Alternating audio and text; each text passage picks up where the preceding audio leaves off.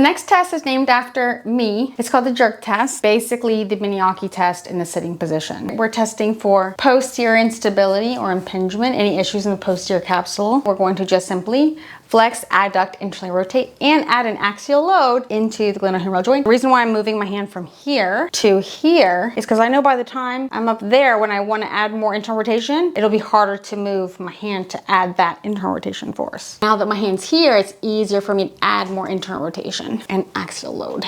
Even though the formal orthopedic documentation doesn't encourage a seat support, I actually think it would be beneficial because then you're stabilizing the patient's trunk and posterior aspect of the shoulder, but still able to manipulate the actual glenohumeral joint. If I were to have my hand like this, I'm still going to be able to internally rotate. Now I'm dealing with an extra joint. I'm moving through the elbow, through the wrist. When I'm here, I'm able to stabilize the wrist and make sure the internal rotation force is more so going through the shoulder. It's not like I can't do it, but I'm really pulling his thumb. If I move my hand from the beginning, I'm not then having to, at the very end of the test, move my hand. Get your hand prepared for that internal rotation from the beginning by coming this way. Now I'm stabilizing his wrist and I'm not just pulling his thumb into internal rotation.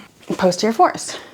He's actually activating his entire arm musculature to not permit me doing the posterior force, which is part of why I think a chair is beneficial. If you don't have a good grasp of the arm, come back, reset to neutral, and move your hands here. If you move your hands here and something happens because of your inability to perform the test correctly, it's very bad luck. You want to make sure you're in control the whole entire time.